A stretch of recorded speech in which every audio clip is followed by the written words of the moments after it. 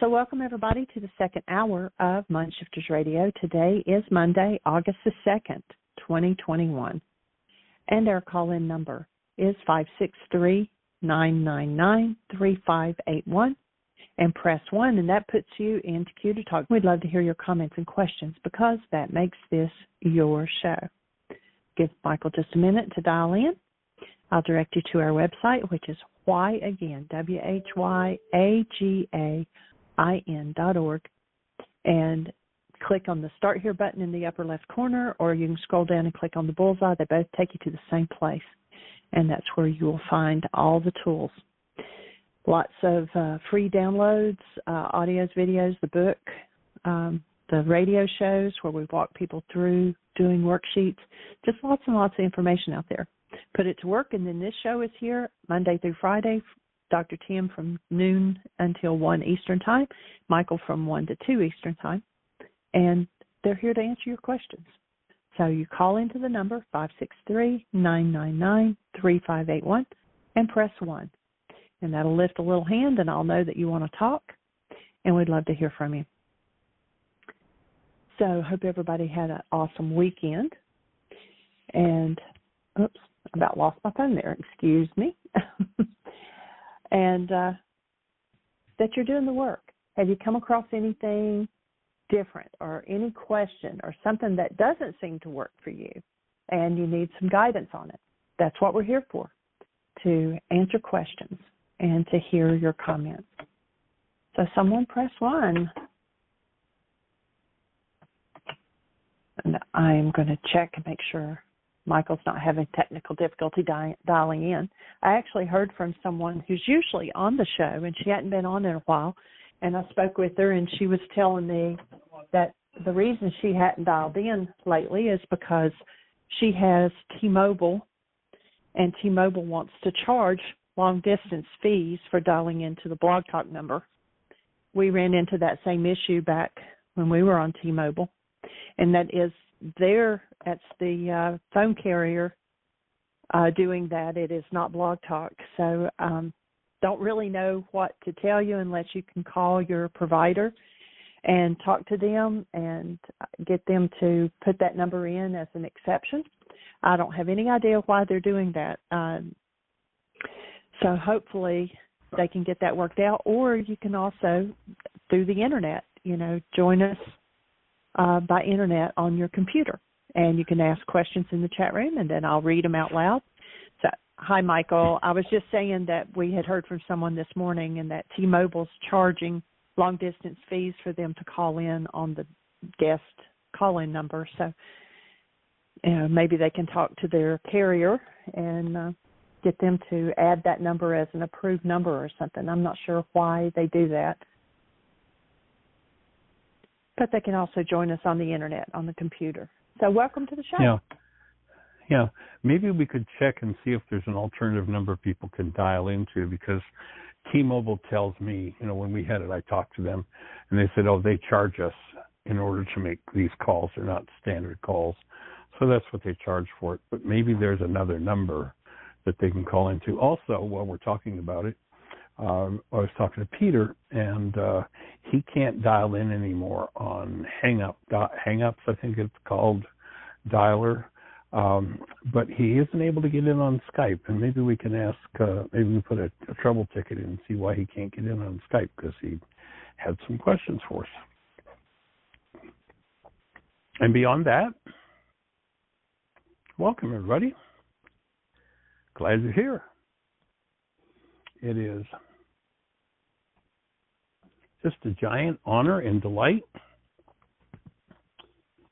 to keep this conversation going. And I just, on a daily basis, get more excited about each piece of the puzzle that opens up. And for each person who really sticks around long enough to build the brain cells and keep things moving. I was talking to someone this morning, and just another little piece of information that just opened a whole possibility for this individual in terms of health. So, we're here to support aliveness. We're here to support each individual truly discovering who they are as love and functioning out of love and realizing that everything else is a joke. Everything else, I mean, there's so much suffering in the world over hostility and fear and rage and guilt. And to recognize that all of that is a product of the mind.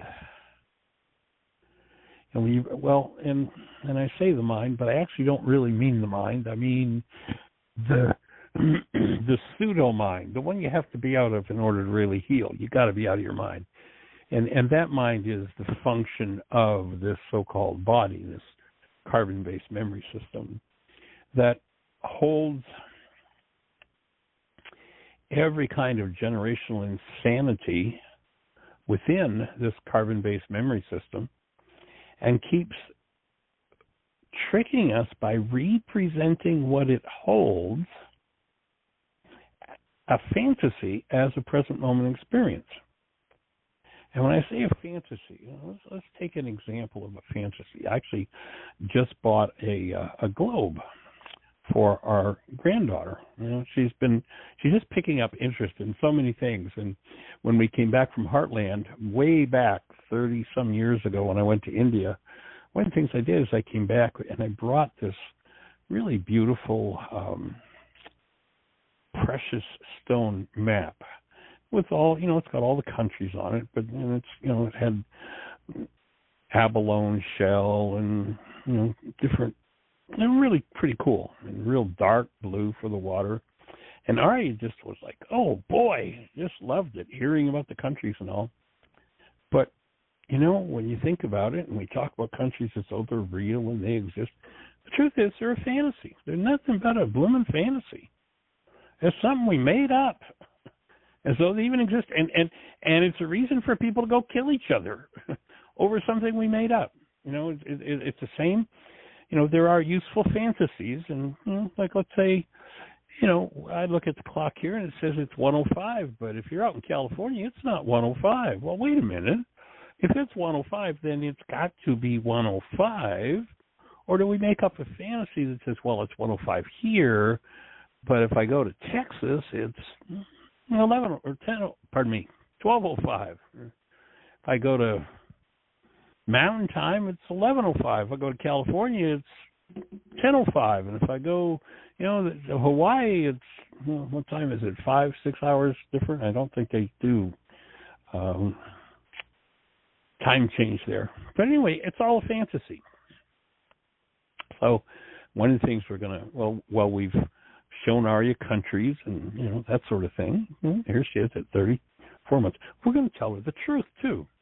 I mean, people have to be functional in this insane world of all these fantasies that we do. Fantasies about sex and fantasies about race and fantasies about color and fantasies about time and fantasies about conflict and the need for war and all the crazy crap that we're taught.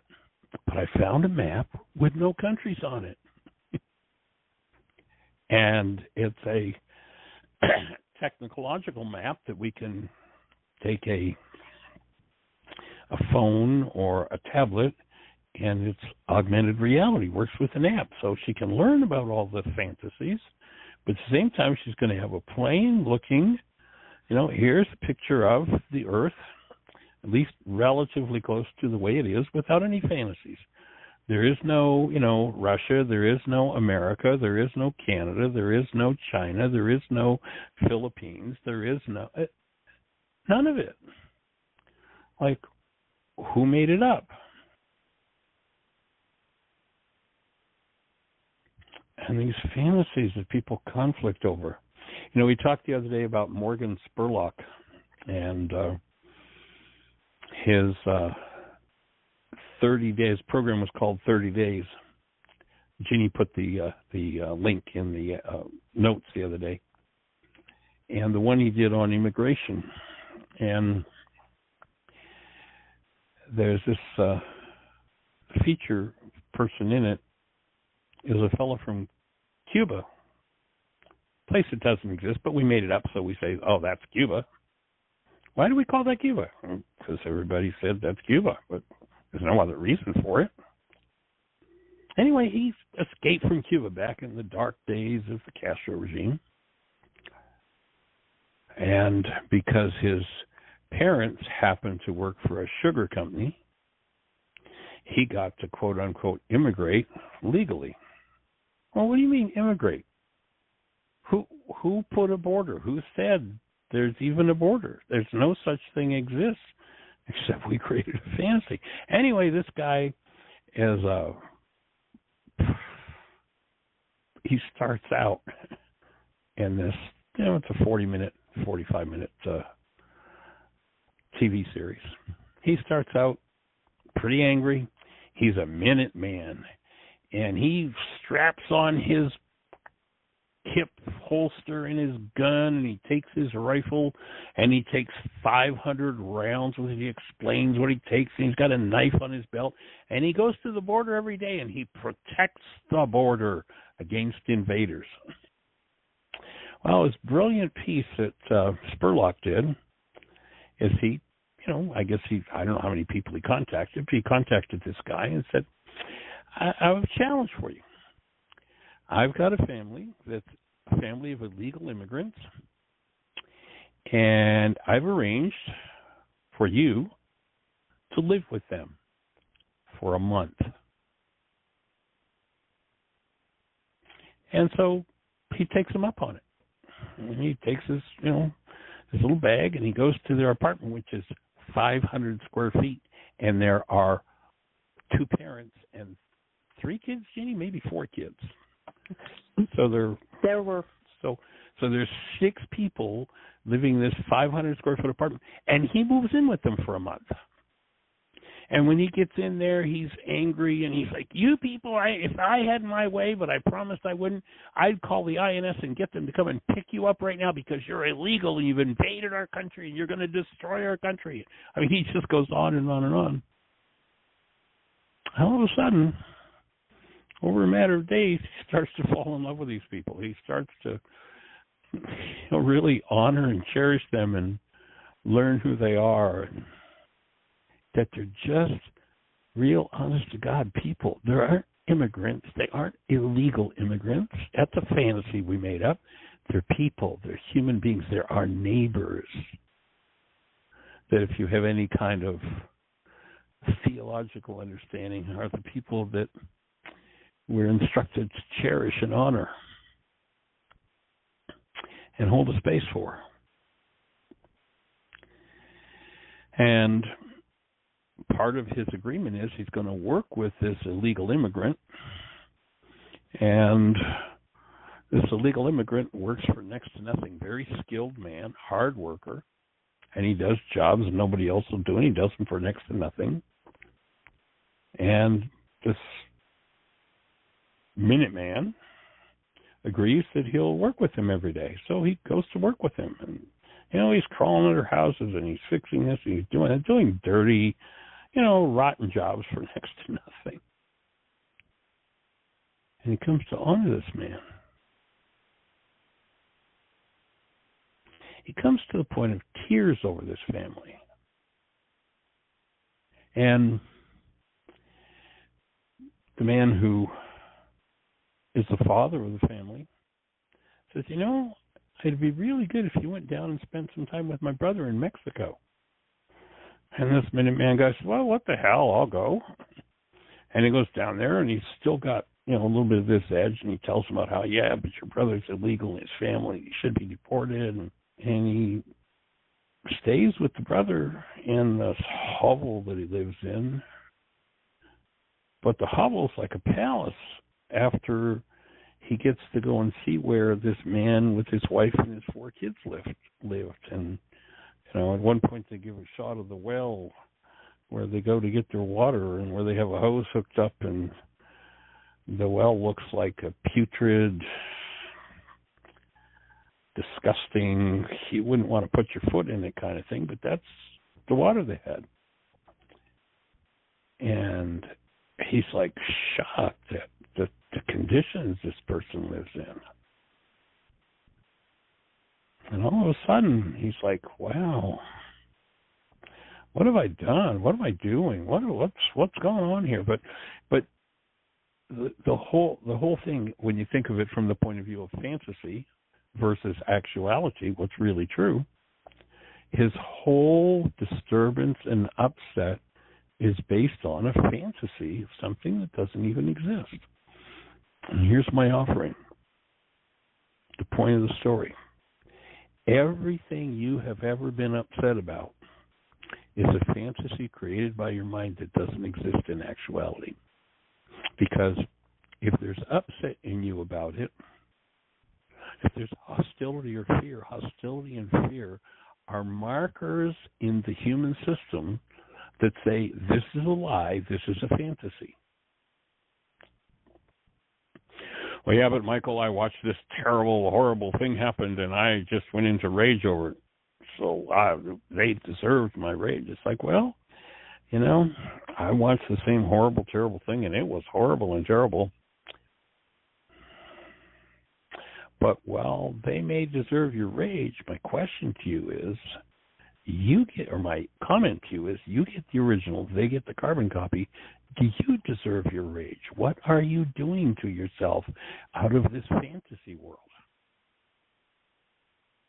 And is it time for us to give up fantasies?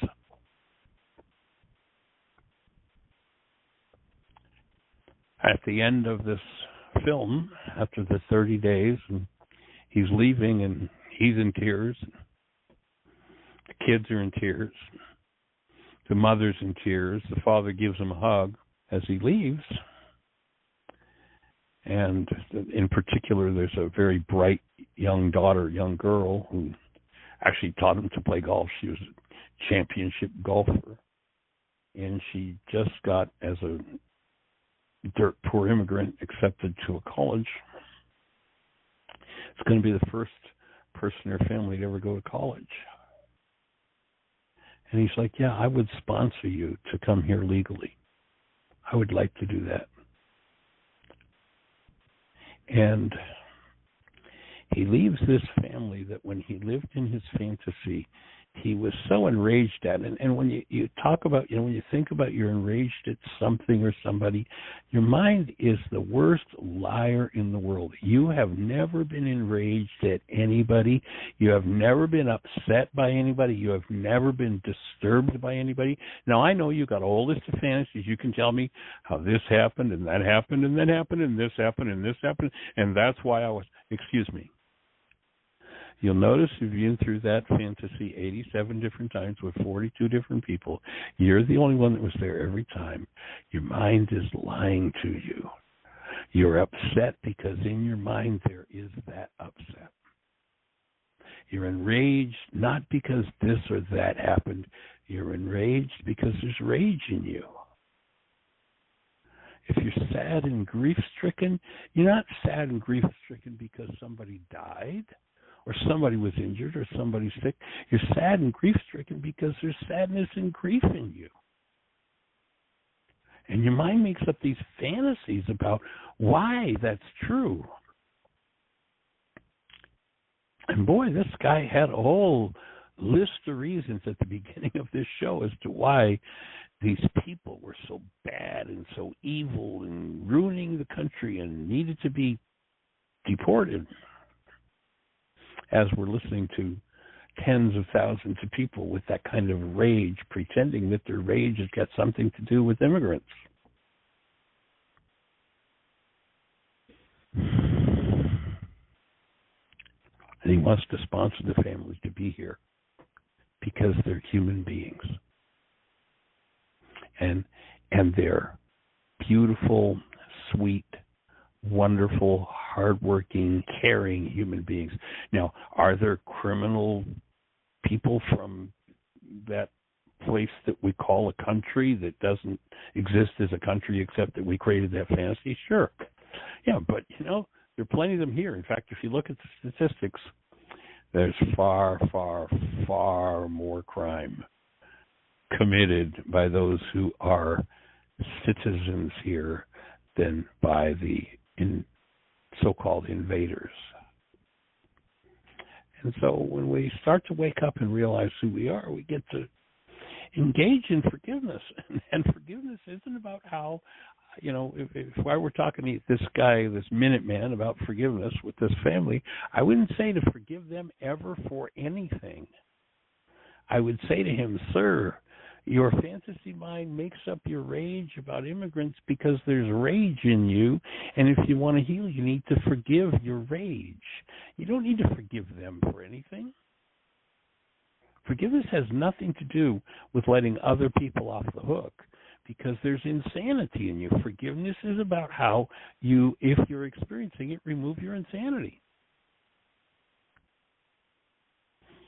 And so the chapter in Why Is This Happening to Me Again that we're working with is on healing abuse and victimhood. This guy played out of the game like, when he came to Cuba because his family happened to have a connection with the sugar company, and the sugar company got him in, quote unquote, legally, another whole fantasy, the whole legal game. He was their victim and was willing to abuse them because he was a victim. And he was a victim to his own mind.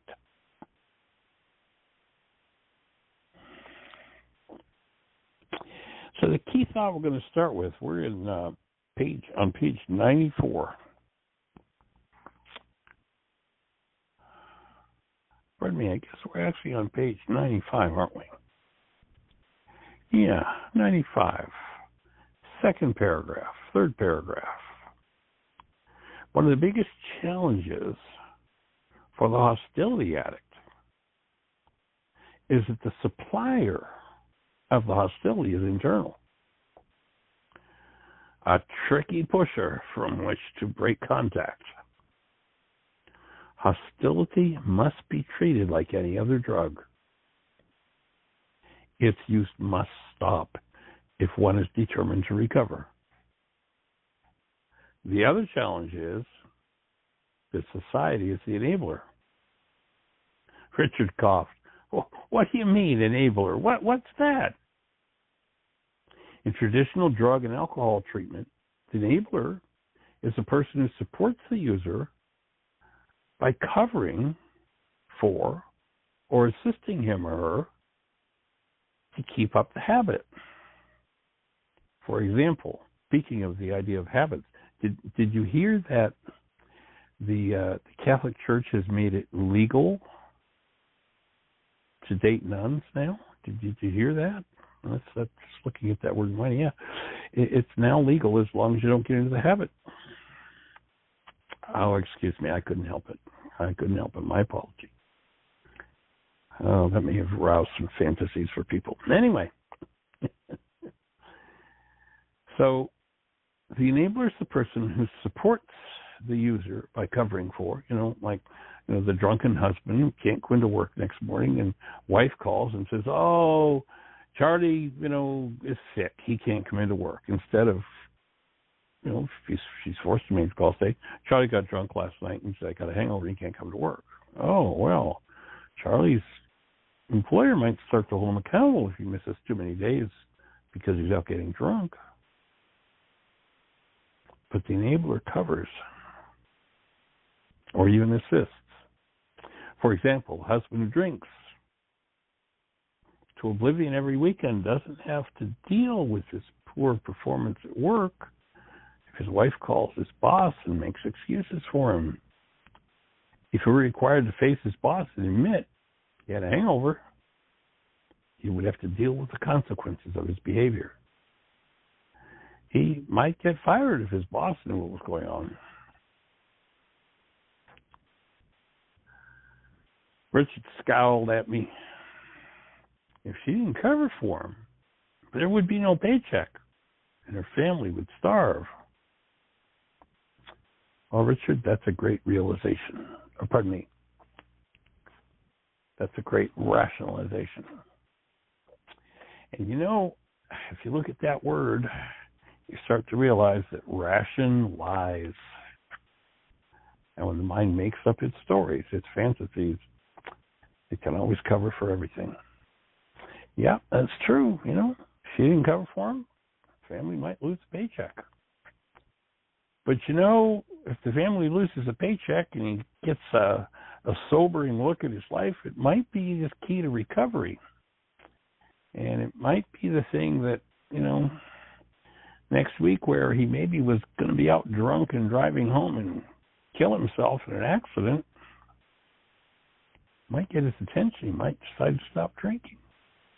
Might have to get another job, might create some hardship, but, you know, when we wake up to the truth, life gets to be different. And that's what we're here to support. And we're glad you're part of the conversation. Hope that fits, makes sense for you. And Miss Jeannie, we are now at about the 35-minute point. Time left. So, do you have any thoughts for us? Or is anybody in the phone queue with a hand up? Or anybody in the It is chat all room? quiet out here. We have a lot of people on the switchboard today. Yeah. So come on, somebody press let's one. Say hello. Let's have a conversation. How can we support you? What's going on for you out there?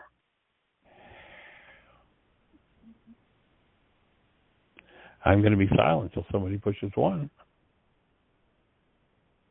We have a hand up. Oh, good.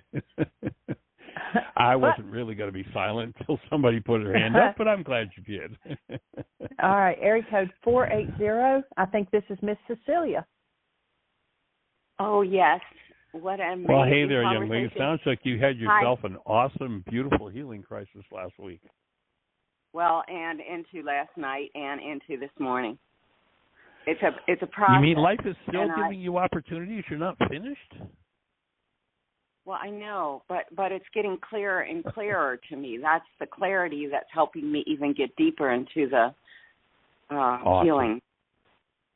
That's the idea. When you've got the brain cells, it changes everything, doesn't it? Isn't that awesome? Yes.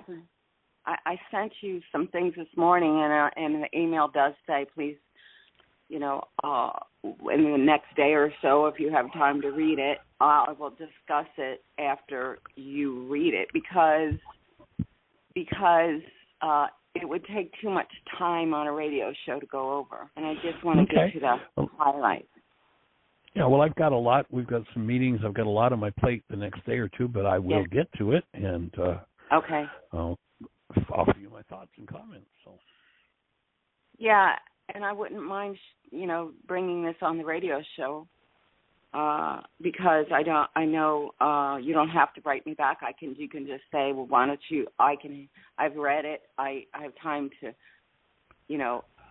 follow you when you share on the radio show. Then I will share because it's very, And I really, after listening to today of you talking about no one's ever hurt you and it's all in your non-being mind and you have hostility and fear in you, I want to get clear that if that's what's going on with me, with what I'm sending you. I am curious if you saw the movie, though, Sing. As I say, I've had a lot on my plate. I saw it. I watched the first couple of minutes of it, some beautiful voices, but I haven't gotten past. Again, we've had a lot on our plate with just getting back here, and we've got a couple of major meetings happening. But it looks interesting, and it'll be fun to see this child and what happens with her. Yes. It's amazing. And then I just sent you today a critique of it. Someone professionally critiqued the movie and talked about the social injustice of what happened to the children, some children in the movie. And what I'm going to want to understand after you read my writings and links and all that is, am I making it up? Is there hostility or fear involved? In me? Yeah. Of course there was. As a child, I went through the same thing. So then you're making it up. So you're living in a fantasy. Your mind is constructing a perceptual construct based in hostility or fear, and therefore your mind is lying to you. So now, it doesn't mean that something factually, it doesn't mean that something didn't factually happen, But if your mind's got it made up that it's happening because of that, then you're living in a fantasy that is collapsible with forgiveness, and you can free yourself of the disturbance, of the pain, of the upset. And then here's what happens. Okay. You get to stand, instead of buying into the fantasy created by, the victim game and the victim world, you get to stand as a space of active love, and you get to help people to move out of the world of darkness into the truth. Because this stuff happens. What a gift to give. Say again? Yes. This stuff happens more than I ever knew with the research I'm doing to children. And it literally, in their words, is the kill switch to their voice or their life. Yep, I understand. So there's an interesting film. Interesting film you might want to watch, add to your repertoire with what you're working with. And it's called The Lost Boys of the Sudan. The Lost Boys of the Sudan, the country of Sudan. And I think back to it. Actually, I should probably watch it again myself. It's been several years. But there are these young families, and in particular, it focuses on a group of boys who a religious faction in the country invades their town and basically slaughters their parents, slaughters the people who inhabit the town. And these young kids escape, and I forget how long it was, but they had to walk for days and days and days and days and days to get out of the country. And they're living in a refugee camp on the other side of the border. I forget what country they walked to. And what was interesting, it was pretty powerful to watch, because they track a couple of these boys, real life. They tracked them, and they bring some of them to America. But the thing that shocked me, and really for me at that time, was just how is this possible? Is that these now young men have no conversation about vengeance and victimhood and what's been done to them and how they should go and get even, or there's just none of that conversation. And it reminds me of the piece we've talked about from the book of Thomas, where the disciples are being, they're with Yeshua, and the Pharisees are all over Yeshua, ragging on him, and they, in essence, say to Yeshua, why don't you sock it to them? Why don't you give them back some of their own medicine? And Yeshua says, I have none of that in my store. It's he can't dish out something that isn't in him. And I realized that in watching these young men, they weren't raised with vengeance and victimhood and hostility and rage and guilt. And I mean, they literally watched their parents and their neighbors being mercilessly slaughtered. But they don't come back with vengeance because it's just not in their store.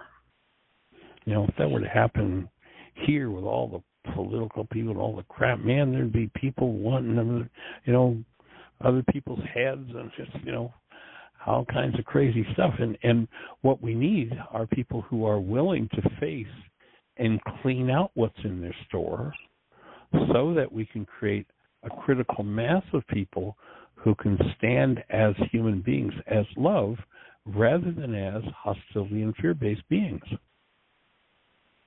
And that's, the bottom line of what this work is all about, to be able to recognize that this world of darkness is a fantasy created by the mind that perpetrates itself. And we can start to dissolve the fantasy, and we're going to use the words of darkness to do that, then we can start to dispel and forgive the darkness that's in us, so that our perception isn't darkened by our own fantasies and our generational patterns, that we get out of that desert, out of that unconscious state, and heal. And I love the Book of Thomas, and I've read many things that you bring on here, and I literally am like a Southern Baptist energy reading it, because I'll stand up by myself, raising my hands, going, "I'll do it, I'll do it." You know, I do it. Yeshua does. So I have a ways to go though before I get there.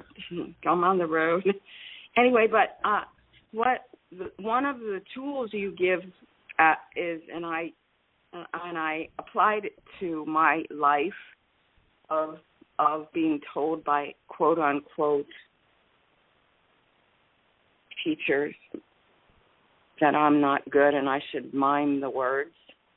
Okay, and that's what this movie is about. That, and I never dealt with it. I just numbed out. I just left the building. You know, my body. Yeah, I hear you. Here to come back. So as I'm coming back into my space of my beingness, and I'm finding out that it's a normal occurrence to children because of the gains of the principal's reputation and the school's reputation of being winners in competitions, right, and getting prizes, yep, and all that, is that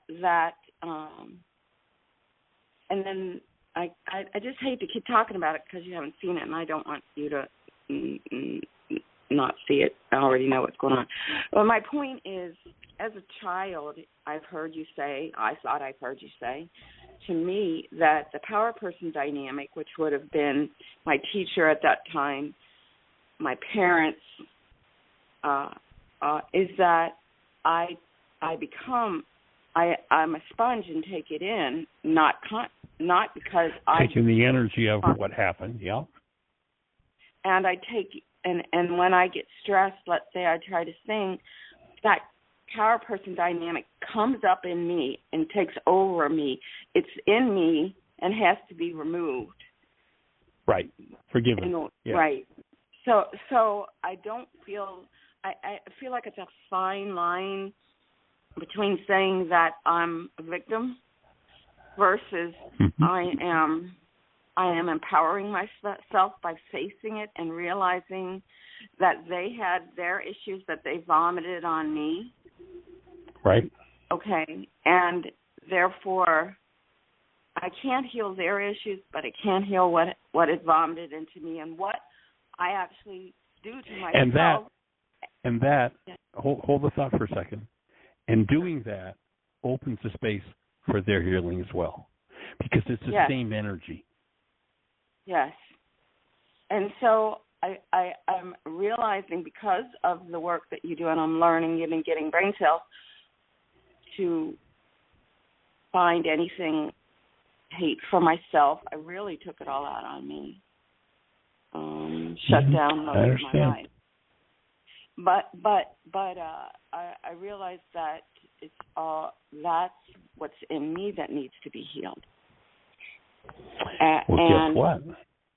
And I'm not a victim anymore. I guess I thought I was a victim. As a child, I didn't think of the word victim, victimizer. I guess I didn't know those terms, but I did live the life of a victim. Right. And I'm done with it, and I'm working through this. And I have to get clear with you with what you read this morning about. I made it all up, because that's what I've always been told, is I made up that my father abused me. I made up that my whatever. No. That's not what I said. It's not what I said. I know. Let's back up a little bit. That's what your fantasy mind hears. What I'm offering is, I wasn't there, but let's imagine that the truth is told and your father raised his hand and clapped you in the face. I'm not saying that didn't happen.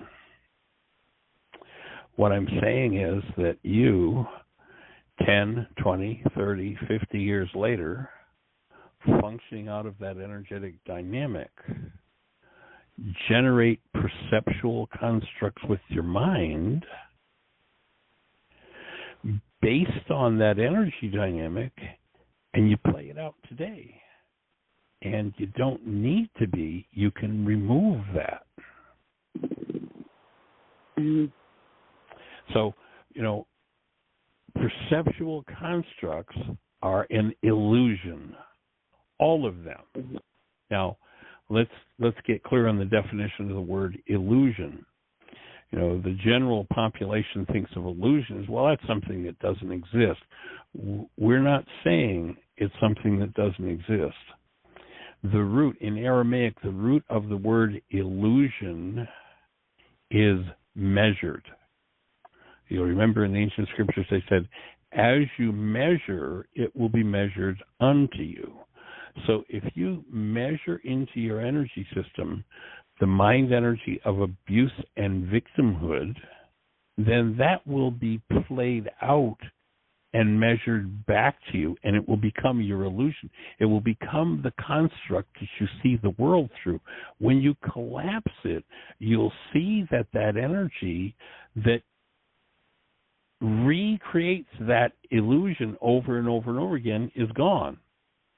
And, the perfect example, in this round of calls that we've been doing, that early one that you had where, you say, I cherish these dogs, but you were ready to puke all the rage you had onto the dogs.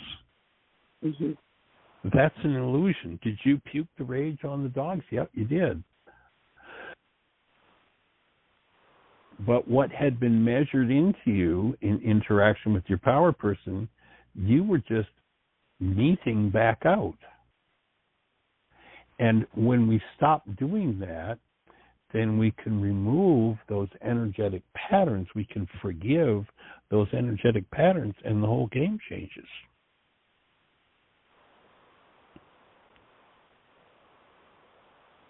Did you say weed out those patterns? Correct. Weed out and forgive. Okay. Yeah. W-E-E-D. Yep. And as I'm doing the marker for the fact that I'm stuck in an illusion is that my perceptual construct delivers to me hostility and fear and seems to make the hostility and fear real about something outside of me, when it's only real about what's inside of me, and it's only inside of me because it's been measured into there. And when I remove it, I'm finished with it. And the same thing that I seem to be so upset about yesterday can happen tomorrow, and I'll sit there with a smile on my face and hold a space of love rather than have to get lost in the illusions of the past, what's been measured into my mind from the past.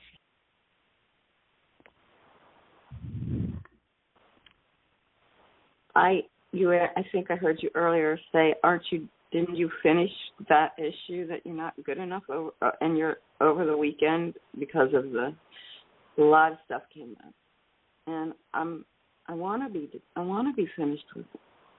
I don't know, but getting more clarity. Maybe it's an addiction. I need more clarity. I don't know.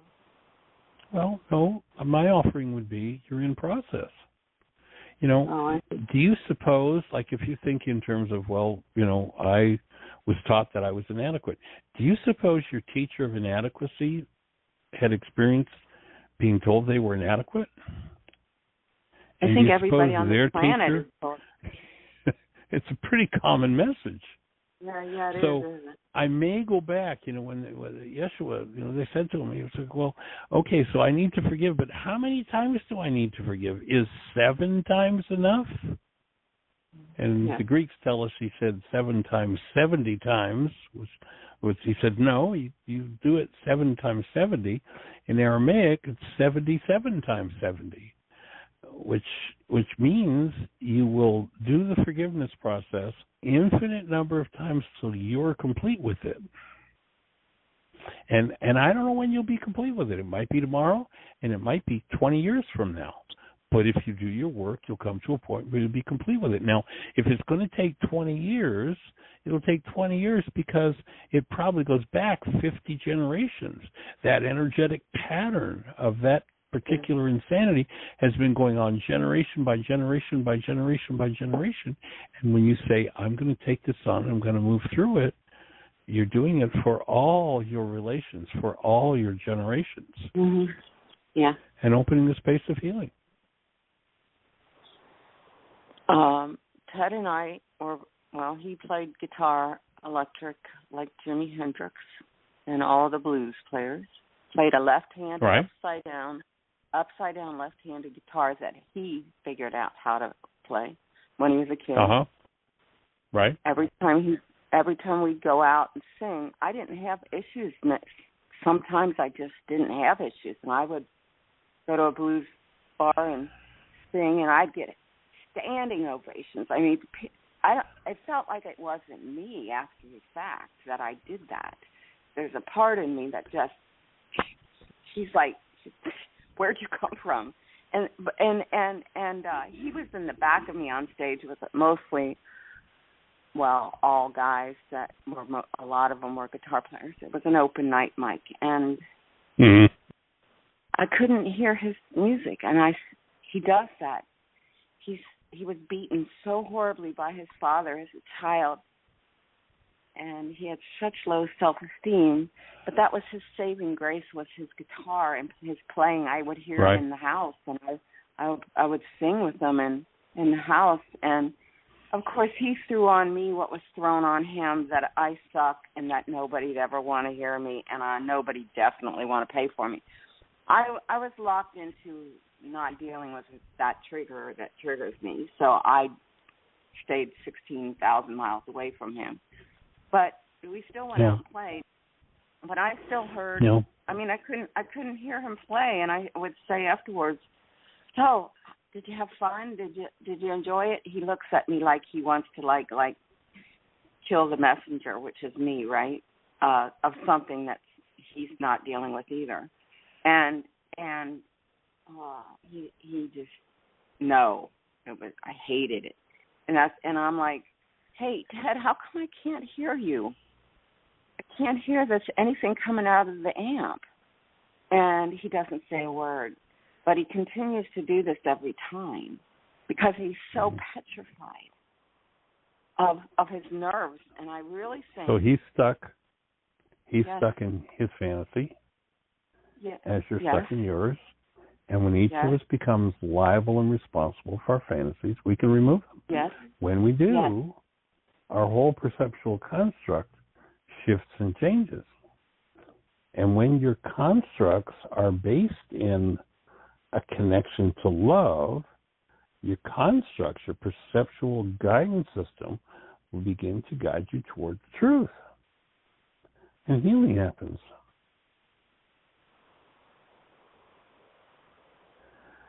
Well, and I have a question for Jeannie. Go ahead. Okay. Go ahead, Jeannie. Jeannie, I know you'll have it right on the tip of your tongue because I know it was one of your favorite songs. But the movie, and I'm going to suggest it to Cecilia because I think if you haven't seen it, you'll find it very powerful, healing, is the young man who wrote the song, and it was the name of the movie. He was horribly abused by his father, and music was his saving grace, saved his life. What's the name of the song?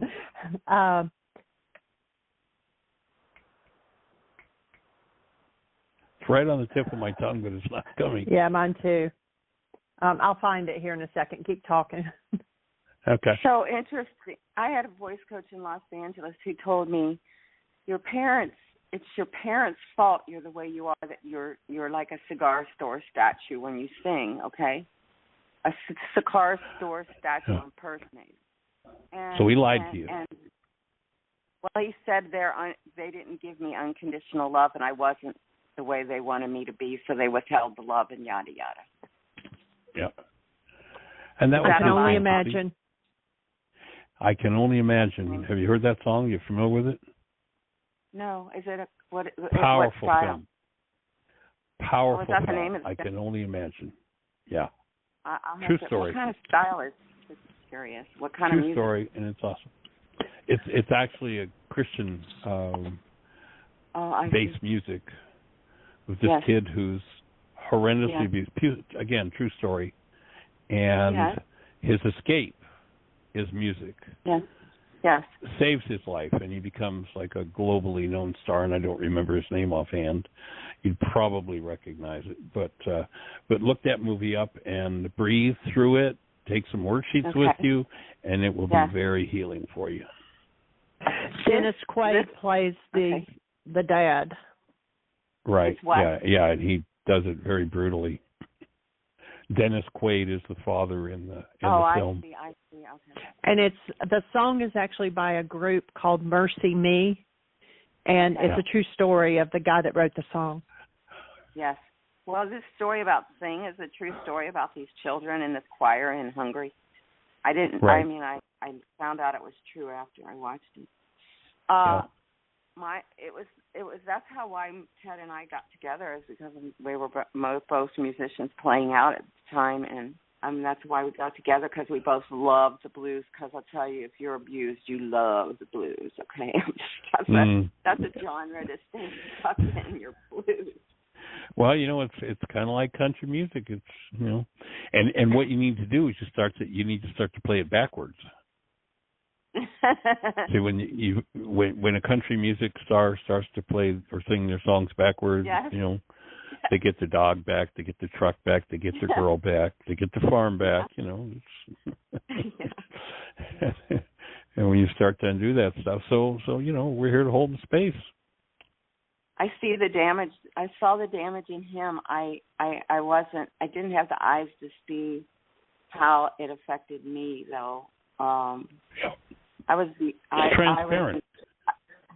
Yes. When the mind is making up its lies, the data upon which its lies are based are totally transparent. They're invisible. Yes.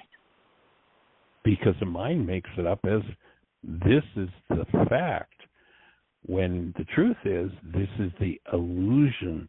This is what's been measured into the system. The little kid who's in the power person space, and the stress is up and the chips are down, the field opens, and they just draw in all of that energy. That's the illusory energy that's fed into them that then, in the future, when under stress, plays back out again. And when it plays back out, we've got one of two choices. We can either observe it and do our work and clean it up, or we can get lost in it. Well, I'm observing it, and not just Good the work. one deal, observing it. That's awesome.